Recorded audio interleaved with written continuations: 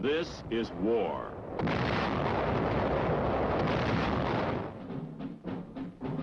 War and its masses. War and its men.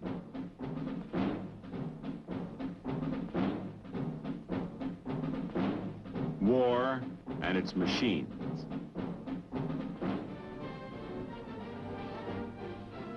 Together they form the big picture.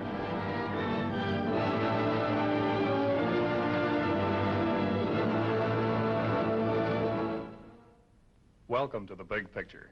I'm Captain Carl Zimmerman. The Big Picture is a report to you from your Army. An Army committed by you, the people of the United States, to stop communist aggression wherever it may strike. The Big Picture traces the course of events in the Korean campaign through first-hand reports of our combat veterans and through film taken by combat cameramen of the armed forces and produced by the Army Signal Corps. These are the men who daily record on film the big picture as it happens, where it happens. Today, the big picture will show the beginning of the Korean truce talks. You will see those early meetings of our negotiators at Kaesong. And later, you'll meet two men who played an important part in the big picture. Sergeant Jim Heidenreich, who is a combat engineer and a rifleman with the 1st Cavalry Division, and Lieutenant Robert Fallon, who is a platoon leader with the Army's 7th Division. And now, for part of the big picture, let's go back to June 1951. From 20 June to 20 July, attention in Korea is focused on Kaesong, site of ceasefire peace negotiations. The first meeting is scheduled for 10 July. The UN negotiators establish a base camp near Munsan, commuting to each of the conferences at Kaesong. On 21 July, the Communists request a recess in the peace negotiations. It has become apparent by this time that the Reds are staging a buildup of force above the neutralized Kaesong area. However, during this period, only minor changes occur in the Korean battle line as action is confined to patrols and minor clashes. This limited fighting continues as further truce developments are in the offing.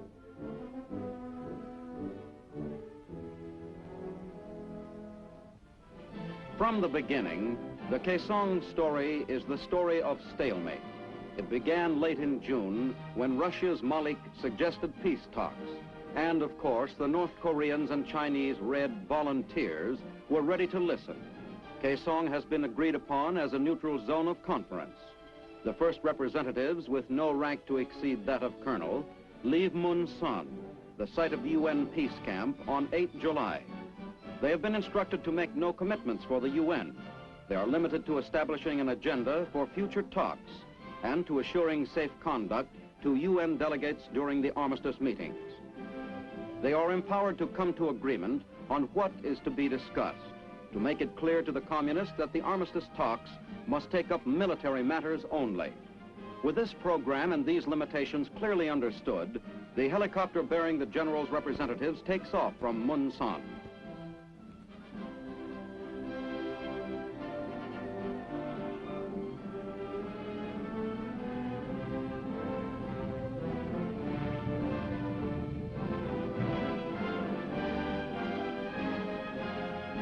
At Kaesong, the letter W armed Chinese woman turns out to be not a high official as was first supposed, but a competent interpreter. She was the only uniformed woman they saw. The town of Kaesong gives the impression of peace and tranquility.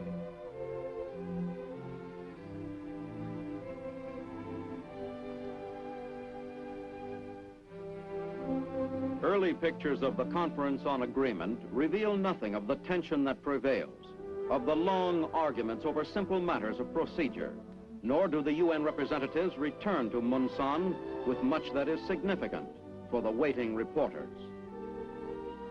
Their attitude, their poker faces, seem to say only, wait and see. But it was later learned that during that first conference, and the one of 11 July, the communists took pictures of UN representatives being stopped at roadblocks by armed Reds. Those pictures, widely distributed throughout Asia, suggested that vanquished UN forces were seeking peace from their victorious enemy. Totally unaware of this, Admiral Joy leaves Munsan for his first meeting with the North Koreans and representatives of the Chinese Communists, who have given up the pretext of being volunteers and do most of the talking.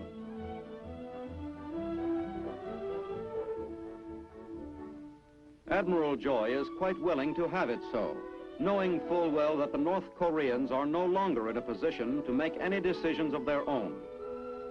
The communist negotiators arrive with an attitude of arrogant overconfidence.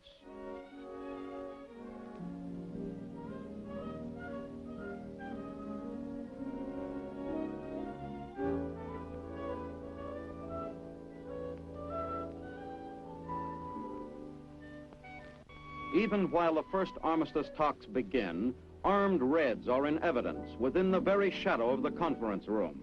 True, no guns are drawn, nobody gets hurt.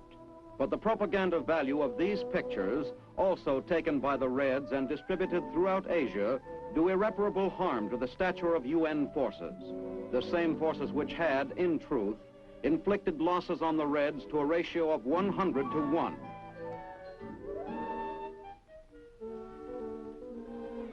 However, the first conference ends without incident, without too much friction, but certainly without decision. Admiral Joy could only say the talks would continue so long as there was the slightest hope for agreement. But he does not fail to observe the armed communists playing soldier, close by the medieval-like castle that is to serve as his billet.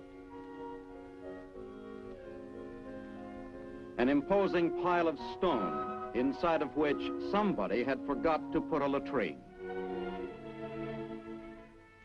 But petty annoyances do not prevent the Admiral and his staff from relaxing after this first historic meeting. He is obviously aware that the Orientals will bargain with characteristic deliberation, whether they truly want peace or only time to regroup their scattered forces. Even at this first meeting with Admiral Joy, the Reds ignore General Ridgway's request that the talks be confined to military matters. But when Admiral Joy and his staff return to Munsan, the door to peace is not slammed shut. It is still ajar. Neither the delegates nor General Ridgway's staff have much to say to the anxiously waiting UN correspondents.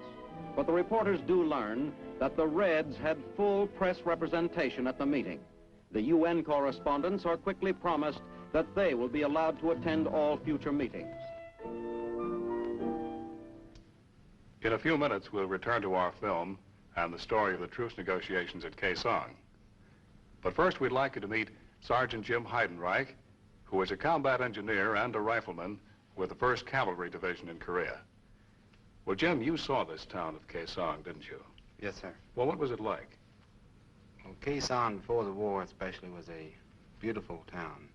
It's known as one of the most beautiful in that part of the East. It's a western city in all aspects. It has modern conveniences, had streetcars, and so forth, electricity. Well, something a lot of us didn't realize, Jim. Well, now let's talk about you. What was your job with the 1st Cav? I had a anti-tank and mine platoon. Anti-tank and mine platoon is something new in the Army.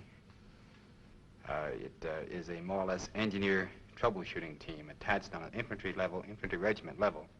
Our job was to go out with the infantry, remove mines, lay mines, in some cases pick up booby traps and actually lay them. Well, that's not the safest job in the world, Jim. No, it wasn't. Well, now there were other combat engineers with the 1st Cavalry Division. There were a lot of jobs to be done, and perhaps one of the most important, Jim, was bridge building. Isn't that right? That's true. In engineering, bridge building is always important. I remember just north of Chunshan, the 8th Engineers attached to the 1st Cavalry had been ordered to build a bridge across the Pukhon River. It was necessary to build a bridge to get the troops across the Pukhon to a staging area for the attack to the north to the Iron Triangle area. The engineers worked for 4 days under adverse weather conditions. Well, 4 days and 4 nights, because they had to work at night under floodlights. Under floodlights? Under floodlights, and you can really appreciate that when you realize that they were located 200 to 300 yards ahead of our front lines and had for security a company from the 16th Recon to support them and protect them. And they were under constant harassing mortar fire and long-range machine gun and rifle fire for the entire time. Now, this bridge meant we could get our tanks and our infantry across and keep on going, huh? That's correct. Of course, it's history now. They actually crossed the river, made the attack north, and were successful. And they could not have been done without the engineers. Well, when our infantry tank teams moved out, Jim, certainly the engineers were with them. That's true, and it's not as well known, but actually the engineers can be said to spearhead such advances. On your tank infantry patrol and any of your tank infantry assaults, the first tank is an engineer tank. It's supposed to have only engineers on it. It'll have from 1 to 3 engineers on it with mine detecting equipment. If they get into an area where it is known that mines exist, they'll dismount, go forward and clear a lane ahead of the tanks and the infantry. Or if they hit a mine, of course, they'll dismount and clear a lane for the assault. So they can be said to spearhead it, in as much as the attack can only go as fast as they go if it's in a mined area. Well, Jim, you've given us a good idea of the work of the combat engineers with our riflemen in Korea. But now let's talk about you. What are you doing now? I'm a senior instructor in photogrammetry, or rather map making, at Fort Belvoir. Fort Belvoir, Virginia? That's Home of the correct. engineers, right? Home of the engineers, that's right. Well, thanks again, Jim, and a lot of luck to you. And now let's return to Korea in July and August of 1951 and resume our story of the truce negotiations at Kaesong. But even as the delegates returned to Kaesong, accompanied by the press of the some 16 nations with troops in Korea, it seems that the Reds are preparing a strange welcome indeed. They did not intend to give up the power and propaganda of a single red voice, crying its slanted news to the outside world.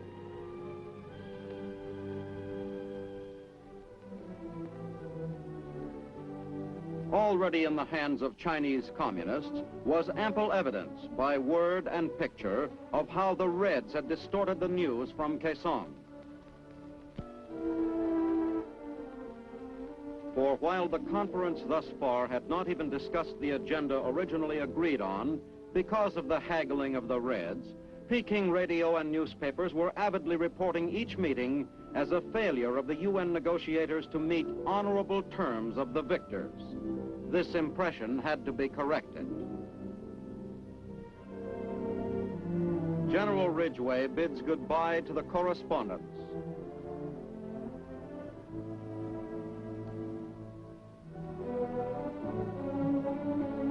The general makes sure that all of them have availed themselves of the opportunity to report the true situation at Kaesong.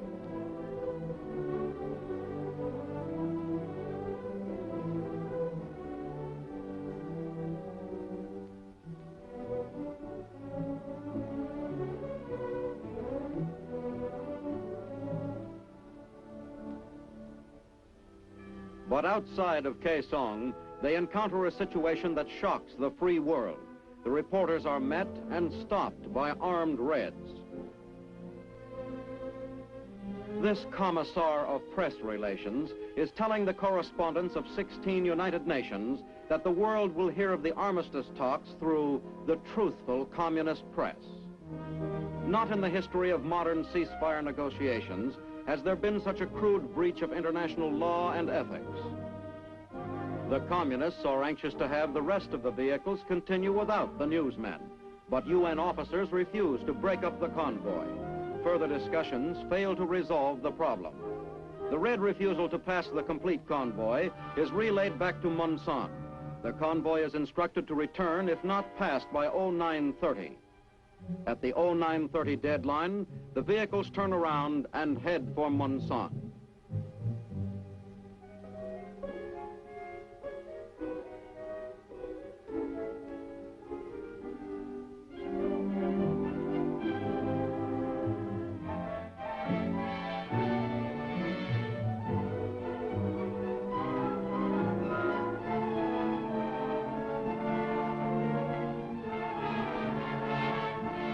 They promptly make their report to General Ridgway of the high-handed treatment they had received at Kaesong.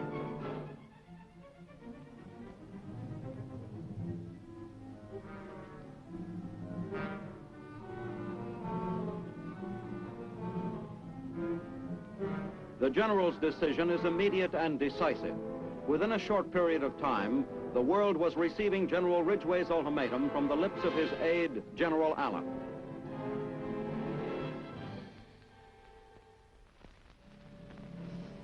This is Brigadier General Frank A. Allen, Jr., United States Army. Chief of Information, United Nations Command, Advanced Camp in Korea. Broadcasting a message from General M.B. Ridgway, Commander-in-Chief, United Nations Command, to General Kim Il-young. Since the first meeting at Kaesong, your delegation has placed restrictions upon the movement of our delegation. It has subjected our personnel to the close proximity of your armed guards. It has delayed and blocked passage of our couriers.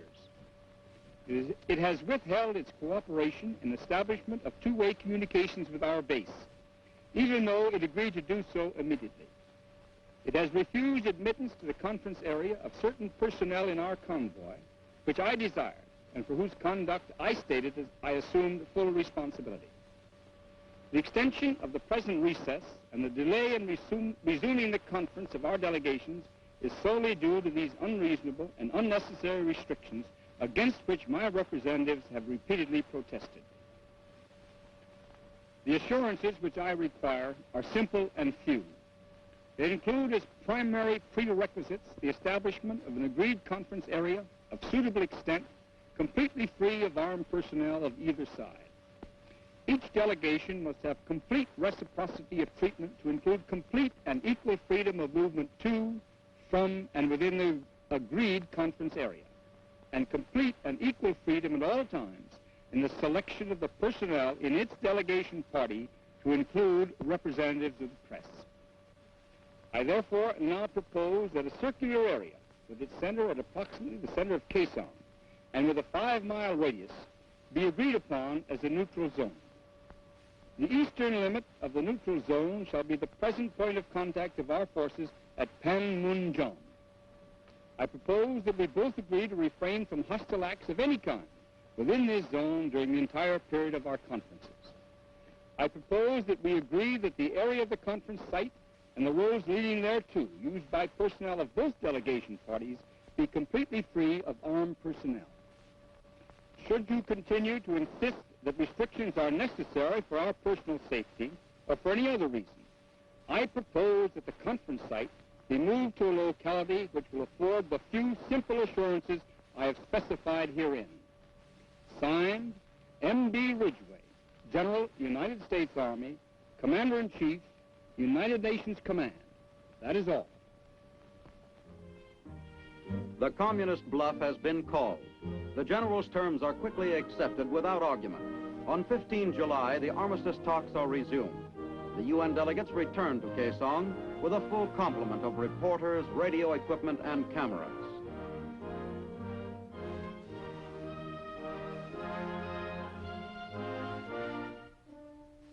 From now on, no white flags will be carried to be misinterpreted by enemy press, and only the agreed-on minimum of red MPs are cited. Although the Reds attempt to belittle the controversy that stalled negotiations, the UN delegation is relieved of the tension created by the ominous presence of the Reds' submachine guns. The inscrutable communist delegates give no indication that they have been caught red-handed trying to pull a fast one. Admiral Joy is hopeful of progress now, since the Reds have made their first definite concession. But though the UN correspondents now have freedom of activity, they are hard put to keep busy during the days of 15 to 21 July. The conference produces little that is newsworthy. There is, however, one happy result.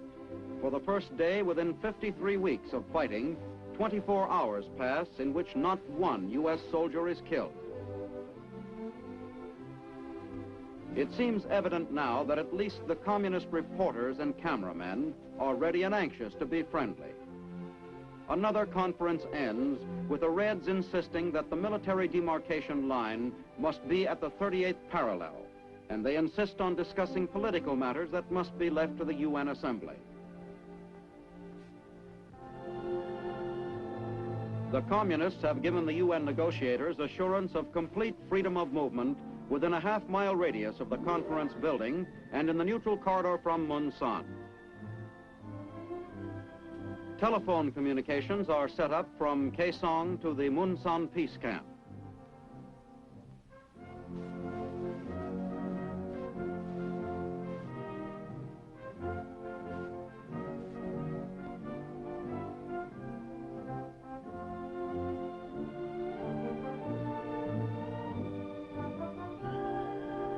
To ensure reliable radio communications, North Mountain near Seoul is selected as the site for the construction of a relay station. This station is part of the radio network connecting Munsan with 8th Army headquarters in Seoul and General Ridgway's offices in Tokyo. The altitude of the mountaintop reduces interference by surrounding hills and increases the effective range of the station. While the ceasefire talks are going on, UN commanders are keeping close contact with the enemy in the field and preventing him from gaining ground. However, it is apparent that the communists are staging a large-scale buildup of troops, particularly above Kaesong. There is formal acceptance at this time by General Nam Il of the principle that hostilities will continue until an armistice can be fully worked up.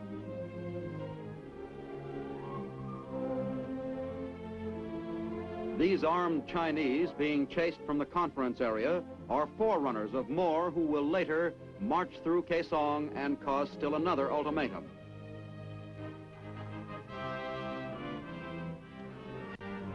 During the week 15 to 21 July, the negotiators agree to list 3 points on the agenda for the ceasefire talks.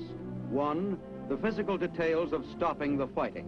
2, the definition of the ceasefire line. 3, safeguards against resumption of the fighting. The Reds also want to list another topic, to wit, the withdrawal of foreign troops from Korea. Admiral Joy refuses to accept this as part of the agenda. This firmness by the UN negotiators causes General Nam Il to request a 4-day recess, presumably for further instruction. The request is granted. The conference table is empty, except perhaps for the ever-present spirit of Jake Mully, past master of the stall and the double top. The world spotlight was on the Korean truce talks at this time, and too often it was forgotten that the infantryman was still in his hole, still in the line, doing that same job. That's the man we'd like to talk about right now. Lieutenant Robert Fallon, who led these riflemen in battle in Korea, knows these men. Bob? This has been the infantry soldiers' war, and never in this country's history has any war required him to be so skillful. He's had to master the use of a dozen different weapons. He's had to learn the stealth of the Indian in night combats and patrols, and the hardiness of the Eskimo in staying alive in sub-zero weather. And again, never has any campaign ever required him to be so tough. These are the things that the American people have asked him to do. We've asked him to fight in a land thousands of miles from his home. We've asked him to risk his life daily. And the only reason that he's really aware of for this is that the American people have asked him to. There's none of the compulsion of the Civil War when the men were defending their homelands, and none of the national dedication of the big world wars when the entire world was inflamed. No, he's fighting today because we've asked him to fight. But that's good enough for him. We've asked him to endure temperatures 30 degrees colder than those known to the gallant men that followed George Washington into Valley Forge. We've asked him to undergo 3 trying and difficult withdrawals, one of them in the bitter, merciless heat of summer, and the 2 others in the misery and cold of a Manchurian winter. And all of them against odds at times more staggering than those faced by the valiant defenders of Bataan. 3 times we've asked him to turn and stand against these odds. The American infantryman dug his hole, and manned his weapons, and he held. And he held at a place where very often the tanks and the ships and the planes were of no use to him, on those frozen hillsides of Korea. He did this job, and he did it well, and at a time when many were saying it could not be done. And who is this American infantryman? He's a man who but a short time ago was sitting in his comfortable living room, even as you. Now he's awaiting with dread the bitter, endless winter night, when to sleep often means not to awaken. He's the next-door neighbor who accepted with such delight the extra piece of roast beef you offered him when he was over to your house last summer for supper. Now he's hacking away at a can of beef stew, which is frozen solid. Or perhaps he's the laundryman who used to deliver your bundle of spotless linen each week. Now he very often doesn't change his shirt for 2 months. This man, whom you know so well, is now a part of an unbeaten body of fighting men, the American infantryman. He's you, your soldier, in that distant land now, because you've asked him to be there.